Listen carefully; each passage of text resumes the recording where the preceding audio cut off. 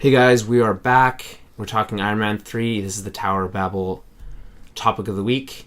I've seen it. Yeah. Daniel's seen it. Jeremy's not here. He's also seen it. So maybe we'll get his impressions next week when he's catch back. up with him. How did I like it? I enjoyed it. Certain parts of it felt... Here, this is how I see it, okay? It was called Iron Man 3, but it could have easily just been called Tony Stark. It's the same blah, blah, thing. blah. I know, but it's not an Iron Man. He's not really Iron Man for a lot of it. He's Tony Stark, which is fine. Tony Stark is what makes Iron Man interesting, because he's the suit on its own isn't that interesting. You can just have anyone in a suit. That's not what's cool about it. Tony Stark is what's cool, and he's not really in a suit very much, and that's probably the most compelling part. Yeah, well, it's all about the man behind the armor. Yeah, it's I don't know. I thoroughly enjoyed it. I wasn't really expecting big really things funny out of it. I was very pleasantly surprised. Yeah, it was hilarious. I guess we're going to include spoilers in this. Yeah, we'll start with our non-spoilery stuff, and we'll jump into spoilers after a certain little. Our impressions, no spoilers, and then we'll talk about spoilers. Yeah, no, my impression, it was hilarious, but it was also just like a great movie all in all. I can't really think, I can think of like a couple minor things that I could complain about, but they're so minor that I can't really think of them off the top of my head right now. What, just first impression, is that, do you like Iron Man 1 or this one more? I'm gonna say Iron Man 3. And when you saw it, when? How many days ago? Saturday. So a couple of days ago. 3 or 4 days ago. Yeah. I saw it on Thursday. I think I still like Iron Man 1 more. Yeah. But here's why. I think because the story in Iron Man 1 is concise, it's interesting.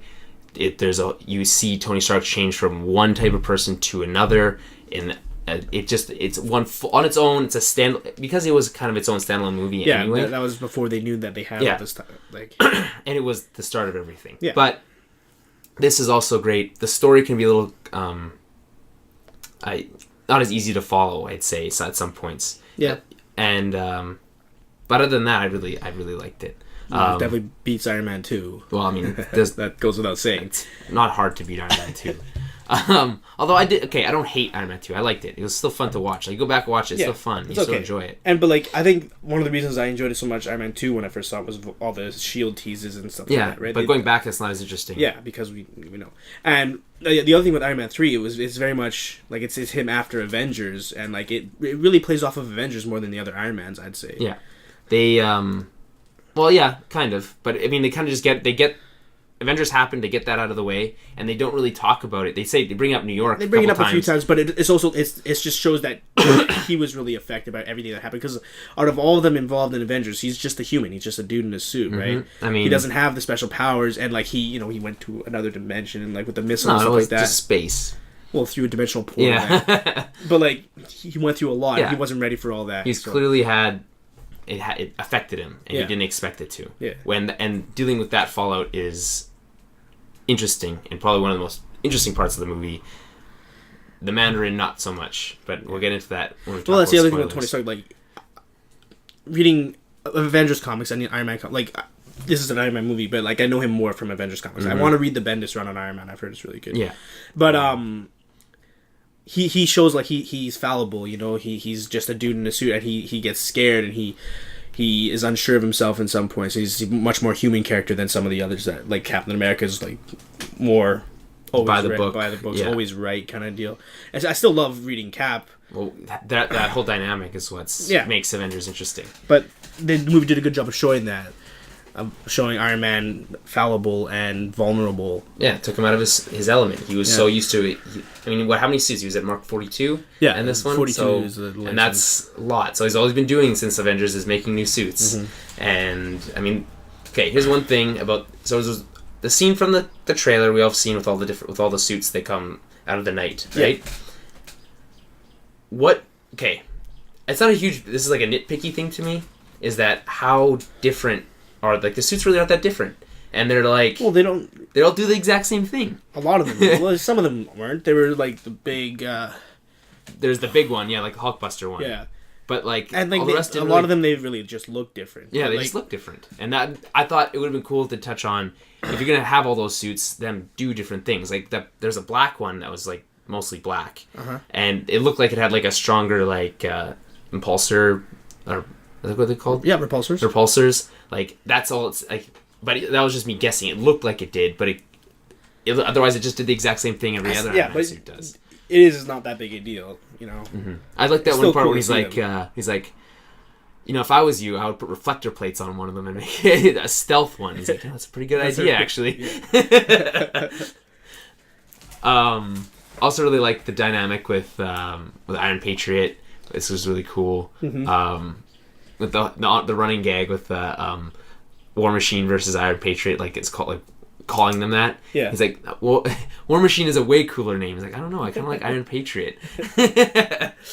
It was just cool to see Iron Patriot on the screen like that. I think that's more of just because they, assuming we already talked about this, the whole Sony thing, unless they can somehow do the Siege type thing, Dark Reign with the Dark Avengers and Norman Osborn as Iron Patriot. That's never really going to pay off unless that actually happens. I think that was more just like a fan service type of thing. And also, it just made sense in terms of writing because the government is not going to call him War Machine and have him be a government agent. Yeah, that's They can't true. let that happen. That's true. So and if, you know, conceivably in the future they do ever get together and have and are able to do the Dark Reign stuff, he could just have the Iron Patriot armor. It would serve the same purpose. You know?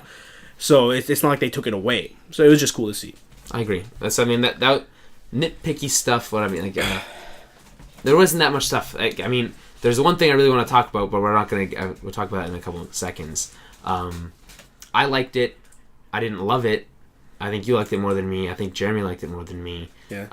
Lots of people online are liking it a lot. I'm excited to go see it. I want to go see it again tomorrow or something. But like, I probably will. I'd probably like it more at a second viewing. I don't know. I just like I remember watching it and just like feeling like really like I just happy. Yeah, like, I felt really good watching. I felt like they were doing a great job the whole time. Like. Except for that, there's one thing that I know we're going to talk about in a bit. I guess we're not doing the spoil. I don't know when. When do we decide? We decide let's now? Just do it now. Okay, now? Spoilers now. In 3, 2, 1. Okay, spoilers. Okay, like the whole Mandarin bait and switch. Yeah, I didn't like that. I didn't like. I like. Killian had the Mandarin tattoos. They did a lot of stuff with the 2 dragons, and in the end, like I guess he's the real Mandarin because he was really the mastermind, and that guy was just a front. Yeah. So I get it. It's just like all the stuff leading up to it. It was really cool, and I was very excited to see him be that badass Mandarin. Yeah. And he was for a little bit, and then for them to just pull the rug out from under us. And it works. They made it work. Here's the thing. If you're gonna do that, I'm okay with that. But the way they did it, I didn't like it. They were just like they made it like first thing you see, like comes out of the bathroom and he's like, I wouldn't go in there for like half an hour or whatever. Like, I know I like Ben Kingsley as much as the next guy, but. If you're gonna do that, don't make him some like drug-addled weirdo. I don't know. That was easily my biggest gripe with it. Everything else except for the little Home Alone scene type thing. Whatever. Where he goes to like that's just shows that it as part of the man makes the armor. You know, he doesn't need all this stuff, and he's still an engineer at heart, and he's very resourceful, and he can hold his own without the armor, and he has to learn that about himself as well. Yeah, it was a little goofy, but like I didn't like it. I really liked Mandarin with a cool, badass voice. Yeah, and the first time I heard it, I wasn't sure, but then I heard it the second time. I was like, I'm in. That voice is cool. It was very. I know, like all those like at the beginning of the movie, all the propaganda stuff that's happening when they take over the TV stations and stuff. Like that's awesome. Like I get amped up watching that, and then. I know what you mean. Like they did make him into a goofy character. If they did the bait and switch thing, that's fine. But the way they did it, I didn't like. Fair enough. Parts I did like, as far as like individual scenes, that plane scene where he's like saving people. I just really like seeing superheroes acting like a hero and like saving people, and that thought was really cool. Like the way they shot it and like how everything worked. And then it ended with him like getting hit by the truck and then falling apart. It turns out, I think they did a really good job with all even the supporting cast. Like Rhodey was awesome. Rhodey had stuff to do. Yeah, like different. They really showed how they're different people, but they're best friends, and like they made that work. Pepper was awesome. Killian was awesome. Guy Pearce did a great job. Guy Pearce is great. I mean, did a great job as that villain. And the other big thing that I like in the movie, they introduced AIM. I don't think AIM's been talked about in any of the they other introduced stuff. AIM as well. So that's awesome. That's going to lead to bigger and better things, right? MODOK. MODOK, the machine designed something designed Mobile, only for killing. Designed only for killing is the last. I was like, okay, so the reason part of the thing with the bait and switch, back to that, which is tying to the AIM thing, is that earlier in the movie they called Ben Kingsley the Master a couple times. They refer to someone as the Master. Yeah, okay. And I think that's you why assume, you assume, but they say that's why I want to watch. They say the Master's moving, and it's Ben Kingsley getting out of the truck. Okay. Okay. So, and then the female scientist and Killian are in that hotel room when after they trick Pepper or whatever. Yeah. So, and they refer to the Master as well. That's the only time where it's ambiguous to me. The other time it's not. And if he was always just a patsy, like, and not like important, why were they referring to him that way? Other than to maybe just fool not us everybody, as an audience? maybe nobody knew by Killian, you know. Well, I don't know about that. There's a whole studio. Well, like, maybe he did that because, like, maybe Maya Hansen didn't know. That's why they would refer to it in the hotel room, and maybe all those security guards didn't know. I don't know. Maybe. I'm just giving them the benefit of the doubt, or maybe there's more to it. That's possible. Maybe. Okay, you know what? That's possible. Maybe no one else knew. Like, I was watching that scene and I was kind of hoping for him to be like, that was him acting and he really was the Mandarin. You know what I mean? Switch it one more time, you know? That would have been a little bit too much, I think. Yeah, probably. But I was like, well, maybe they're being ambiguous because maybe there's someone actually above Killian at AIM, and it's like a MODOK, which it's not actually a floating giant head, but some sort of other higher power. Because you didn't really see AIM other than just that they exist as an organization. You don't know. You don't see their headquarters. And in 1999, at the beginning of the movie, he's talking about starting AIM. Yeah. It's not clear whether he's the only, like, whether he's the sole proprietor, like he's the only one in charge or whatever. But just the fact that they're using AIM is exciting because that's going to expands the universe even more. And like I'm not sure if that's going to be a big part in Avengers or not. Scientist Supreme. It's just cool to have it there. Yeah. We already have Hydra from Cap. Now we have AIM from Iron Man. Shield. Shield's already there. And that's pretty much just Alpha Flight. Head up to Canada. Well, that's got to be an X-Men. I just really it was fun. I really liked seeing. That's the other thing. Yeah, it was hilarious. It was really funny. It was more. I think it was almost more of a comedy than it was an action at some points.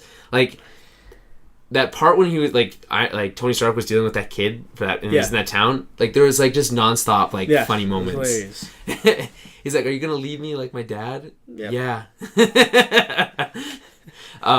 How did you think the extremist thing? Like, how do you think that worked? I believe it. Like, cool. I didn't have any problem with it really. Like I did. Because Killian breathed fire at one point, and I thought that was stupid. Well, that happens in the comic too. The extremist virus lets the guy breathe fire. What? Yeah. Okay. Well, maybe that was just a call to the comics then, because I thought that was dumb. I think that's exactly what it is. Because no, you should be able to breathe fire.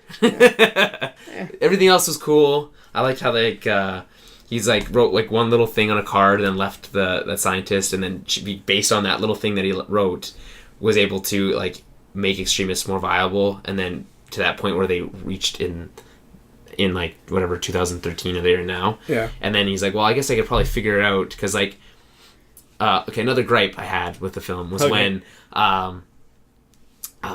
Pepper supposedly dies, but they spend 2 seconds on her supposedly dying, and no one reacts really to it. So I'm like, I thought maybe, okay, cool, someone's gonna die. But you knew that she was already injected with extremities. Yeah, sure. I thought that okay, that's possible. But they also said she wasn't quite ready yet or whatever. Yeah. So maybe she died. I'm like, that's cool. They did give it a brief moment of him disbelief, but I guess he had shit to do. So yeah. So I'm like, but okay, so they didn't last on. Yeah. Normally that would be a bit more dramatic. Yeah. So I'm like, okay, so she's not dead. Yeah. I kind of figured you knew she wasn't dead. Though. Yeah. I don't think my girlfriend did. She was like, no.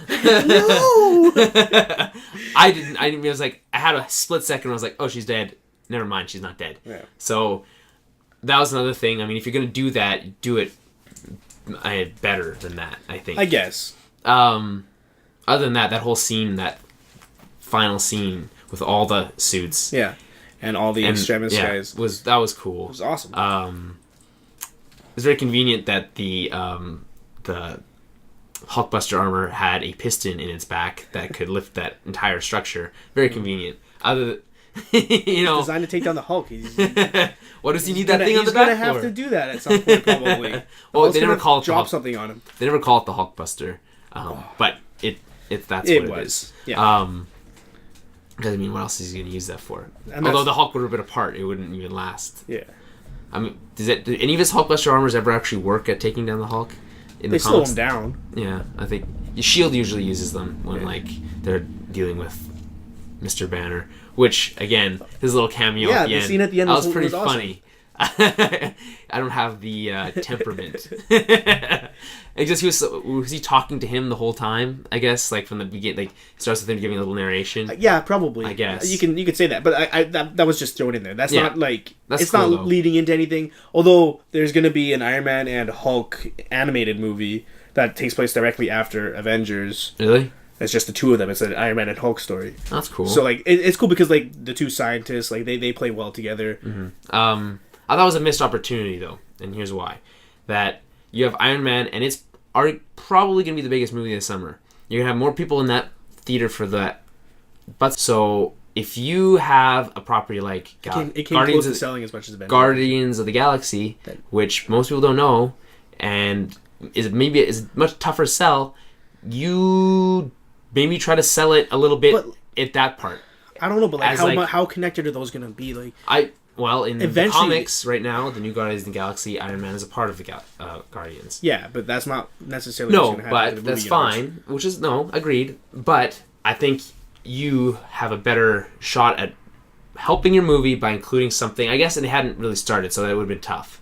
But including it after the kind of like where they put Thanos in like the middle part, having a Guardians of the Galaxy thing there, that would have been, I think, their best opportunity. What they used was fine, great. I mean, it doesn't. Not everything has to tease the next one. Yeah, but obviously, we'd probably appreciate it more if we got a little bit of a teaser. Those are just awesome, and they amp you up.